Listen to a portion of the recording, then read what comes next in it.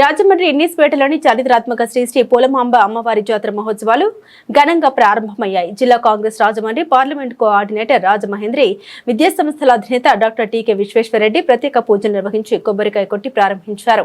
ఈ సందర్భంగా డాక్టర్ టీకే మాట్లాడుతూ కన్నమాంబ పోలమాంబ అమ్మవారి చరిత్రను, విశిష్టతను వివరించారు. రాజమండ్రిలో రెడ్డిలు 7 పేటల్లో ఉన్నారని, వారికి రాజకీయ సామాజిక గుర్తింపు లేదని అన్నారు.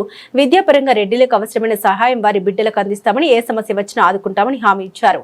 ఈ సందర్భంగా డాక్టర్ టీకేను జాతర కమిటీ నేతలు అప్పారావు, సరగడ సూరిబాబు, ధర్మాల వెంకటరమణ, కల్లా అప్పలరెడ్డి, సభ్యుల సుబ్బారెడ్డి, నరసింహమూర్తి ఘనంగా సత్కరించారు. ఈ రాజమండ్రిలో సెటిల్ అయిన తర్వాత మరి పోలమాంబ సోదరి అయినటువంటి కన్నమాంబ రెడ్డిల కుటుంబంలో పుట్టింది కాబట్టి ఆవిడని వాళ్ళ యొక్క కులదైవంగా గ్రామదేవతగా ఎంచుకుని 128 సంవత్సరాల నుంచి రాజమండ్రిలో పూజలు చేస్తున్నారు. మరి ఆవిడ కనుకరించి వీళ్ళందరికీ కూడా ముందు విద్యారకంగా వీళ్ళందరూ కూడా ముందుకు వెళ్ళాలి. చాలామంది పిల్లలు ఇక్కడ చదువు లేక ఏదో 10 పాస్ అవ్వకుండానే చిన్న చిన్న ఉద్యోగాల్లో జాయిన్ అయిపోతున్నారు.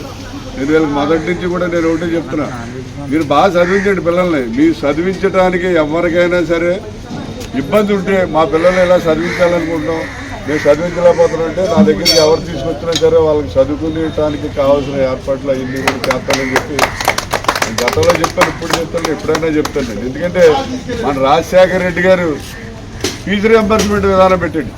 అంటే మీరు ఇంజనీర్ చదవాలన్నా, డాక్టర్ చదవాలన్నా ఫీజు ఏం కట్టక్కర్లే, ఫీజు రియంబర్స్మెంట్ ద్వారా పిల్లల్ని చదివించుకునే అవకాశం ఉంది.